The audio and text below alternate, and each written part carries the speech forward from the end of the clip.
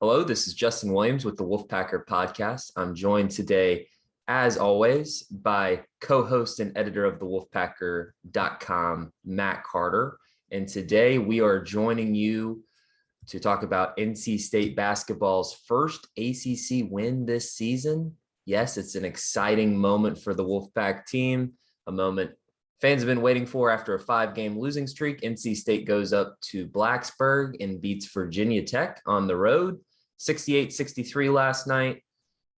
NC State's first quad one win of the season. NC State's first win in Blacksburg since 2014, and it ends a 3-game losing streak in ACC play, or I guess 4 if you're counting ACC tournament last year against Syracuse. But before we get started, Matt, just a quick reminders for the listeners and viewers at home. If you like this podcast, please subscribe, rate, and review wherever you listen to podcasts. We're on Apple, Spotify, Google Play, everywhere you listen to podcasts. Plus, you can always watch us on YouTube, where you should please subscribe to our YouTube channel and give this video a thumbs up.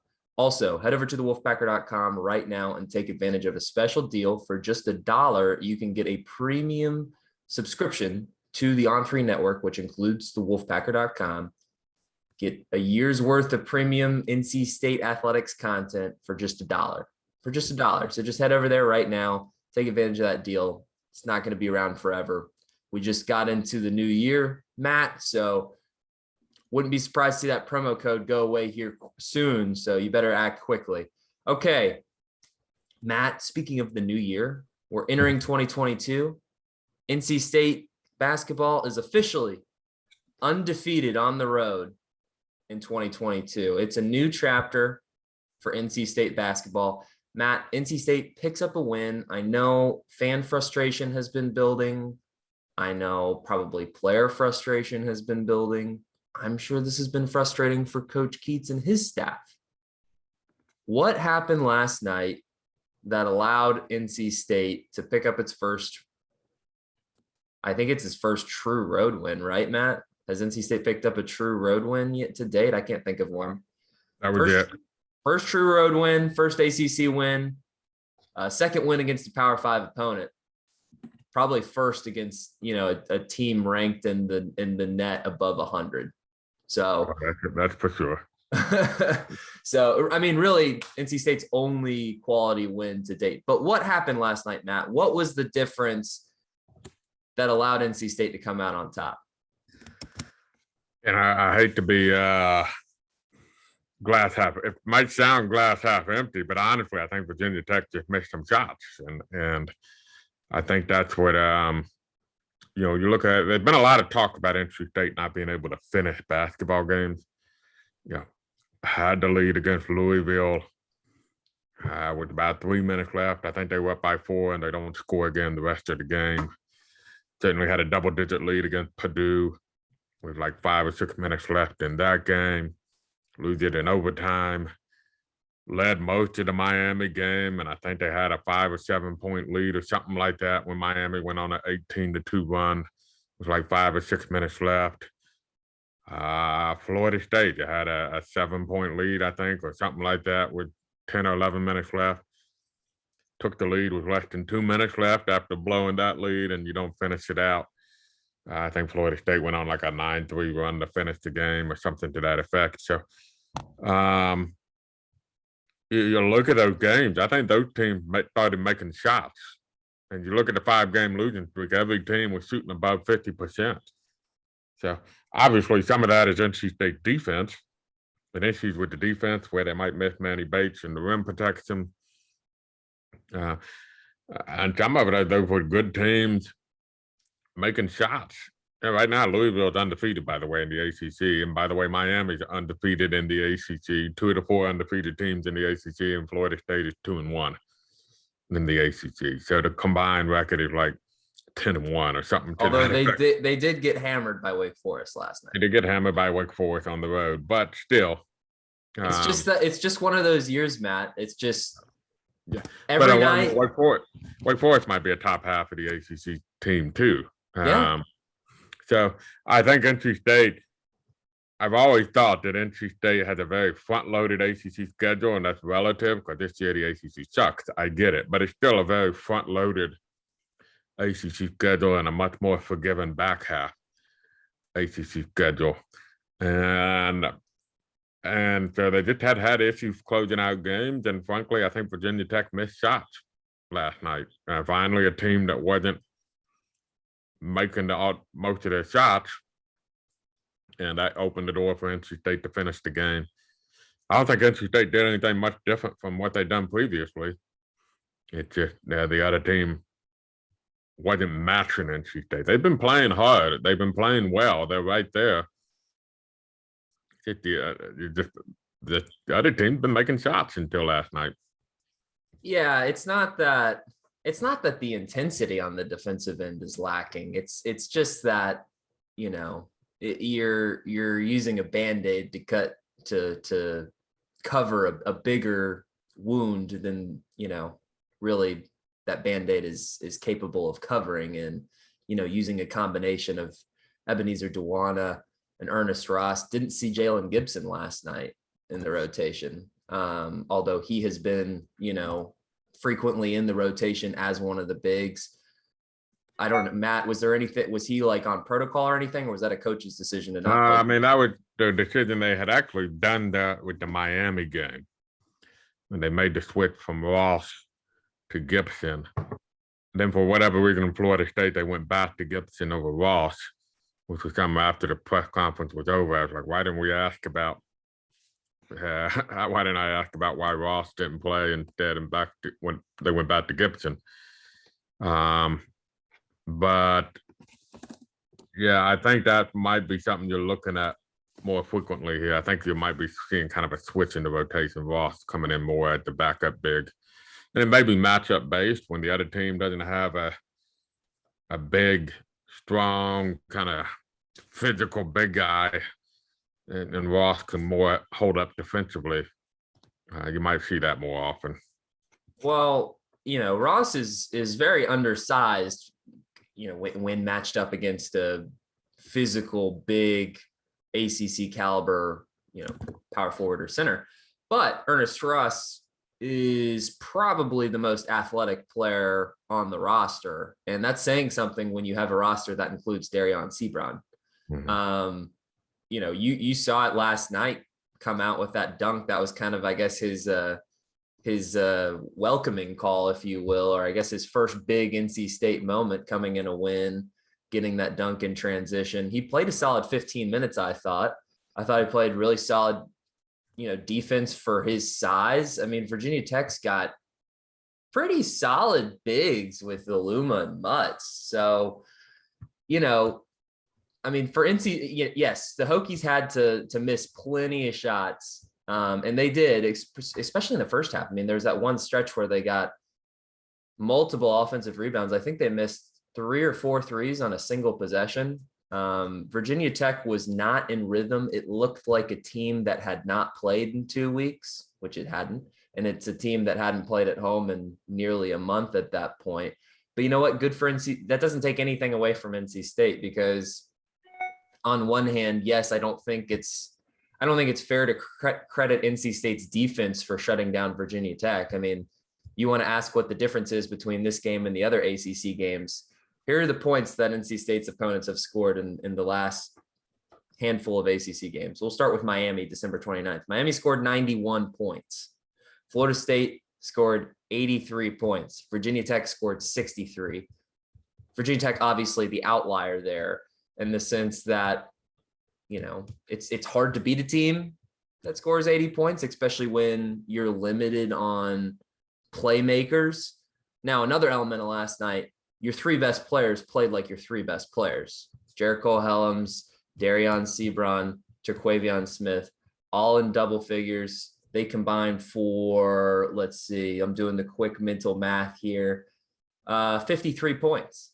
They all played nearly 40 minutes. All shot pretty efficiently from the field, all, you know, contributed in other facets of the game, all of them with multiple offensive rebounds.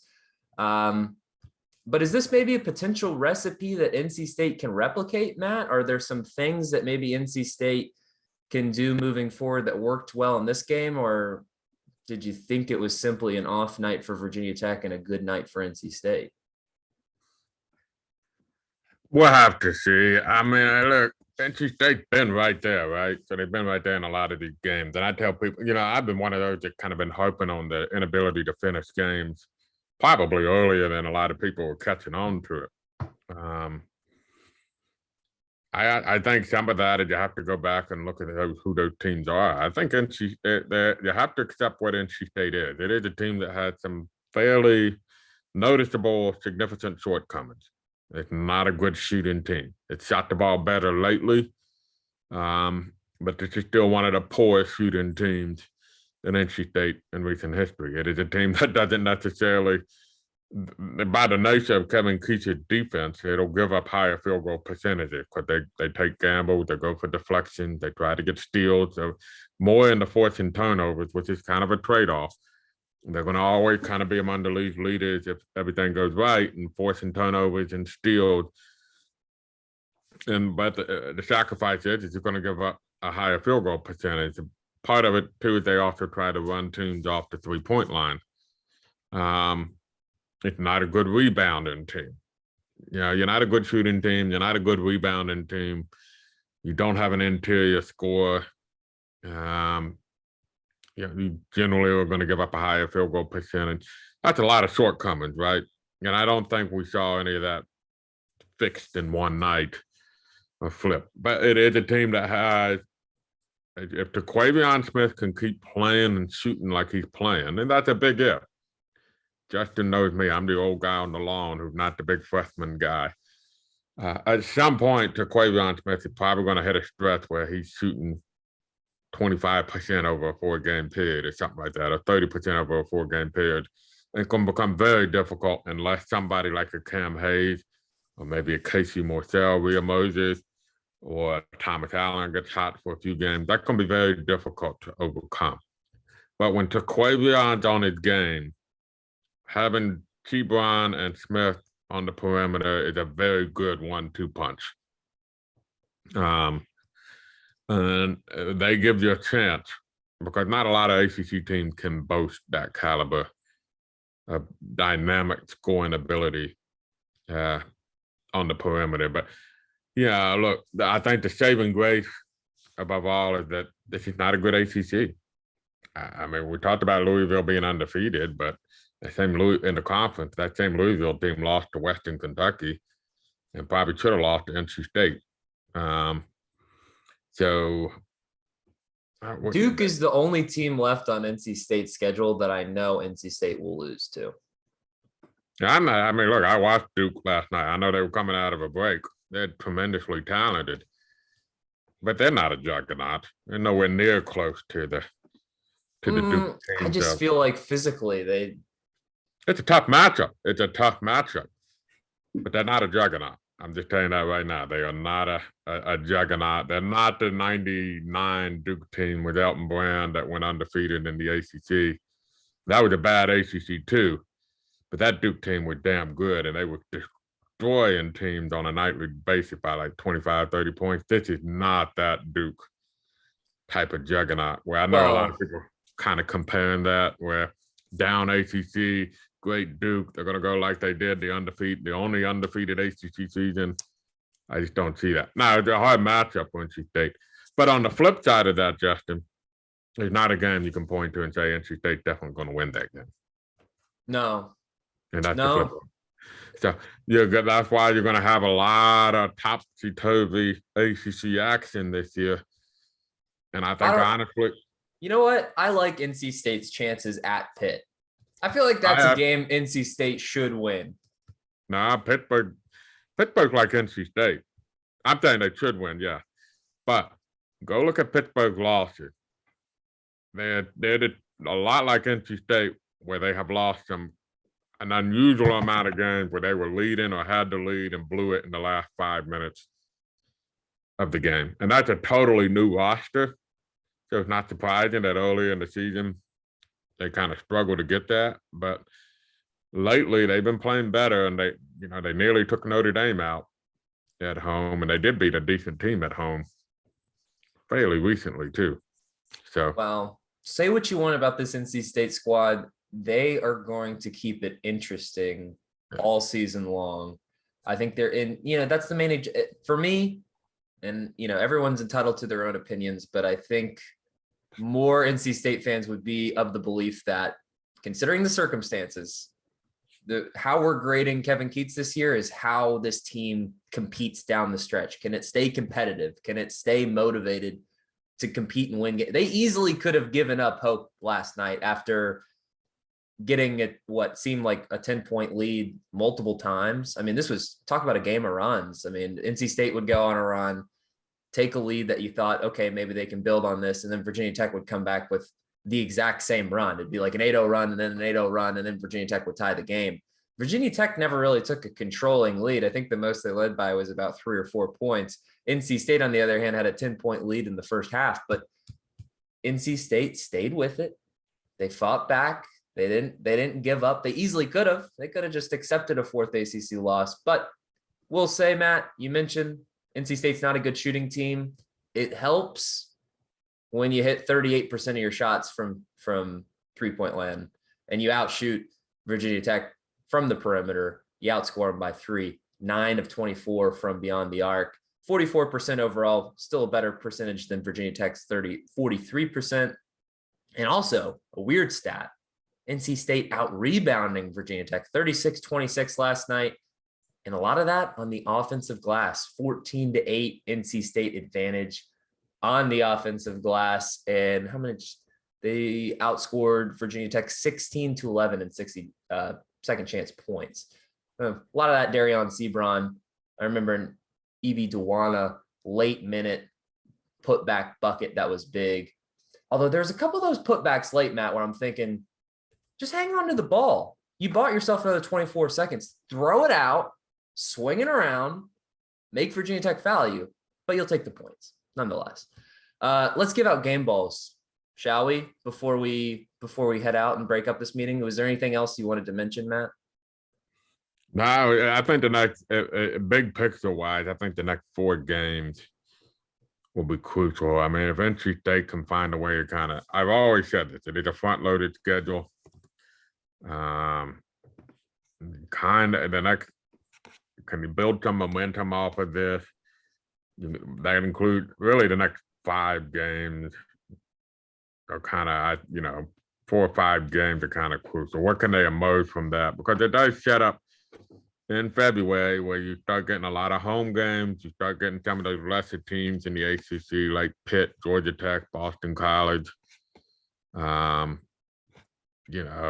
when the schedule starts setting up. But can you come out of the Clemson, at Louisville, at Duke, and the rematch with Virginia Tech in the next 4 games in the next 2 weeks? If you can come out of that 2-2, then you can, look to see what to me, that kind of big picture wise. I'm not always doing NCAA tournament appearances or what have you, but I'm just thinking ACC standings, where they can finish in the league, how things will set up going into February. I think the next couple of weeks are going to be crucial in that regard. Well, we will see. Matt, do we want to give out game ball, I guess, for last night? We don't do post-game reflections podcast for every basketball game. This will probably be more of a weekly or bi-weekly type situation with the podcast, but it's NC State's first ACC win. Why don't we give out some game balls? All right, I think the easy one, obviously, Dereon Seabron, who can we just give him the game ball of the season? Honestly, and if you're being fair about it, I'm never one that said the ACC most valuable player of the year has to come from the best team.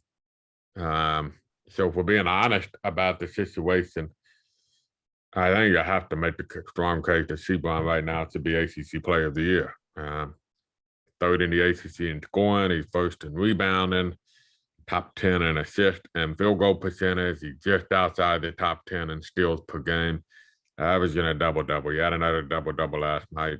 Team can't guard him one-on-one because he has a knack for finishing shots, tougher shots than most people can finish. And he's hit a couple 3-pointers the last couple games. If he starts doing that consistently, it's a game changer. But I'm not necessarily counting on it. I'm just saying it would be a game changer every day. But I think, that's certainly first team all ACC, and it should be a unanimous first team all ACC guy. But if you would have a conversation of 2 months to go, and we're 2 months into the season, 2 months to go, midway point, ACC Player of the Year, I think Seabron should deserve a lot of consideration. I fear that Paolo Banchero at Duke is going to have the edge because of the name and because of what you said, Matt. Duke is going to win the ACC this year, but I agree with you. Dereon Seabron his play thus far is deserving of ACC Player of the Year. It's very Justin Champagnie-esque compared to last year when Champagnie was averaging a double-double and led the league in both scoring and rebounding. Not many folks have done that. And the scariest part about Seabron is there's still a ton of room for growth for improvement too.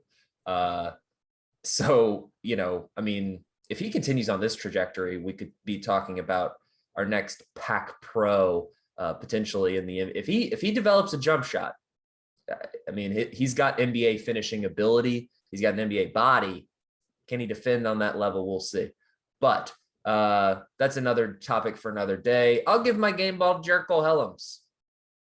I think he's had a little bit of a struggle early on this season. Been the senior guys looked at as supposed to be the leader of this team. I still think he is. I still think he is the emotional leader of this team. The guys rally around him.